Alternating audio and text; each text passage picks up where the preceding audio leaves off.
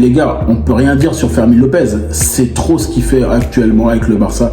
Bonsoir à tous et à toutes, j'espère que vous allez bien. On se retrouve sur une nouvelle vidéo d'après-match entre le Slavia Prague face au FC Barcelone. C'était un match important pour le Barça. Le Barça qui a été capable de remporter la victoire 2-4, notamment avec un doublé de Fermín López.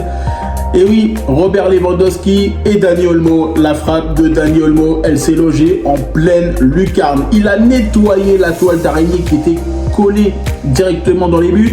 Et forcément, c'est un match où le FC Barcelone a eu quand même pas mal de choses. Offensivement, on a été bon, on a manqué un petit peu de rigueur défensive, effectivement, parce que franchement, quand tu vois ce genre de match où l'équipe adverse a joué de façon décomplexée, ils étaient déjà éliminés. Donc pour eux, c'était déjà une situation en se disant de toute façon, on s'en fout, on joue de la manière qu'on peut. Ils ne se sont pas posé de questions en se disant il faut faire des calculs de ci ou de ça. Non, pour eux, ils ont joué de façon décomplexée, tranquille. Ils ne se sont pas posé la question. Et là où on a été notamment surpris avec ce premier but, maintenant, c'est un Barça qui a la capacité de réaction. C'est un FC Barcelone qui a réussi, malheureusement, notamment à prendre ce premier but à cause d'une charnière centrale qui n'était pas encore en place. Et forcément, c'est un FC Barcelone qui a réussi à revenir dans un match où forcément le Barça était favori. Maintenant, on savait très bien que le Barça était favori, mais c'est pas forcément parce que tu es favori que derrière tu es sûr de gagner. Tu vois ce que je veux dire? Et c'est là le problème, parce que c'est un FC Barcelone qui a manqué un petit peu de régularité défensive. On a été capable de revenir, on a marqué le second but grâce à Fermín López. Et la frappe, elle est extraordinaire. Et c'est là où effectivement, on a manqué un petit peu de chance parce que Robert Lewandowski, il a marqué contre son camp avec son épaule. Et puis c'est vrai que le Barça après s'est emballé. Et là, la frappe de Dani Olmo, elle est vraiment magnifique. Quand il est comme ça avec le Barça, ça nous fait plaisir. Et c'est là le problème que j'ai avec Dani Olmo, c'est parce qu'il n'est pas régulier sur 90% des matchs. Et on sait très bien que lui, on attend énormément de lui parce qu'il est capable de faire des choses comme ça souvent, parce qu'il a un talent, parce qu'il a de la capacité à faire un excellent match tout simplement. Et c'est vrai que quand tu penses à Dani Olmo, tu sais qu'il a ce petit truc qui peut faire la différence, sauf qu'il ne le fait pas tout le temps. Donc forcément, tu as un petit goût amer en se disant la mince, il aurait pu faire ci ou il aurait pu faire ça. Et c'est vrai que malheureusement, on n'a pas oublié, mais il y a la blessure aussi de Pedri, 7 matchs potentiellement où il sera indisponible. Et c'est vrai que ça fait énormément chier. On sait très bien le talent qu'il a, Pedri. On sait ce qu'il peut apporter au sein du FC Barcelone. C'est un Barça qui est quand même bien fourni au milieu. Mais c'est vrai que d'un côté, moi, ça me fait chier parce que c'est quand même Pedri. Et Pedri, perdre un joueur aussi talentueux au milieu de terrain, ça fait quand même énormément chier sur beaucoup d'aspects, que ce soit sur l'aspect contrôle, maîtrise du ballon, visionnaire, parce qu'il est capable d'avoir les bonnes passes au bon moment, être capable de ralentir ou accélérer le jeu. Et c'est vrai que quand tu as un milieu comme ça qui n'est pas là, pour le Barça, c'est un peu plus compliqué. Maintenant, on a des joueurs talentueux, on a quand même Fermín López qui, à chaque fois sur la saison, il est capable de prendre les bons coups, il est capable de tailler en patron parce que oui, effectivement, on peut le dire, c'est lui qui prend ses responsabilités. Yamal n'est pas là, donc il s'est dit actuellement, c'est à moi de prendre les responsabilités parce que derrière, il y avait Frenkie de Jong et Pedri. Donc c'était lui un peu le milieu offensif, c'était lui qui organisait un petit peu la manière de jouer au sein du FC Barcelone. Et c'est vrai que Fermín López, franchement, mais comment on ne peut pas aimer un joueur de cette manière-là? Il est trop fort. Réellement.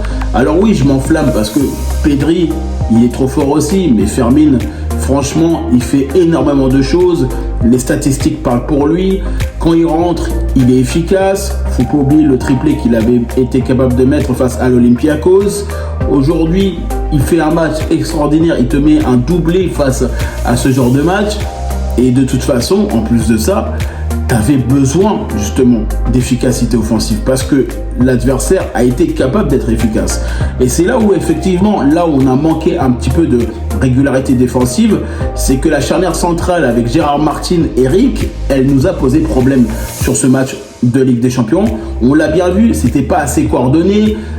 Et on sait très bien que de toute façon, Gérard Martin, il préfère jouer sur le côté plutôt que de jouer en défenseur central. Même si forcément on est en train de l'habituer à ce genre de poste, ce n'est pas sa manière de jouer et lui il préfère être collé à la bande. Et on le voit bien, il n'était pas à l'aise. Clairement, il n'était pas du tout à l'aise. Quand il a pu jouer sur le côté avec Araujo qui est revenu en défenseur central, c'était beaucoup plus meilleur pour lui. Maintenant, aujourd'hui, quand je vois ce genre de match, tu savais que là, le Barça était favori. Tu savais qu'il y avait besoin d'aller chercher ces points-là. Et c'est vrai que tout va se jouer à la dernière rencontre face à Copenhague. Le Barça, de toute façon, la seule solution qu'ils ont, c'est d'aller chercher les 16 points possibles pour le Barça. Et après, on verra en fonction de ce qu'on aura pris, on verra le classement qu'on aura. Parce que de toute façon, si on peut être dans le top 8, on ne va pas se gêner à faire les opportunités qu'on aura. Parce que forcément, être dans le top 8, ça veut dire que tu fais un match en moins directement. Parce que sinon, c'est les playoffs et derrière, tu peux te faire éliminer tout de suite. Donc forcément, pour le Barça, déjà, ça serait beaucoup plus préférable. Sur l'aspect économique, c'est meilleur, forcément, parce que tu as un cachet de la compétition. Donc forcément, tu as une opportunité pour le Barça à saisir et ça va être maintenant qu'il va falloir la saisir face à cette équipe de Copenhague. Et de toute façon, pour moi, ce genre de match, moi, je l'ai vu quand même assez compliqué.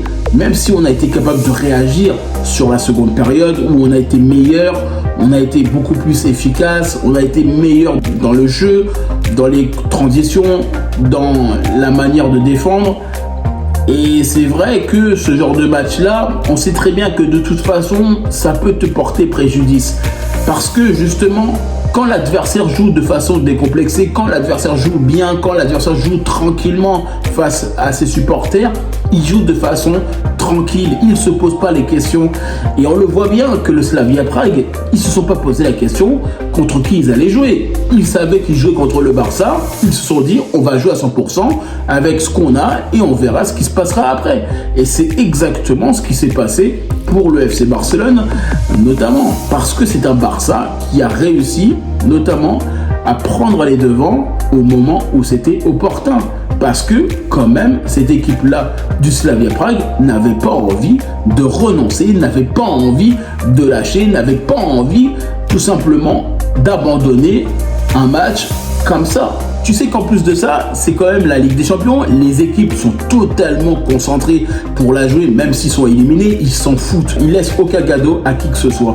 Surtout que là, maintenant, on va parler de cette dernière journée de Ligue des Champions et on voit bien que le Barça va jouer face à Copenhague et Copenhague, de toute façon, ça va être un match qui va être assez difficile parce que forcément Copenhague a besoin de points. Le Barça va vouloir avoir des points pour aller chercher les 16 points possibles pour le FC Barcelone et forcément la qualification pour le top 8 potentiellement.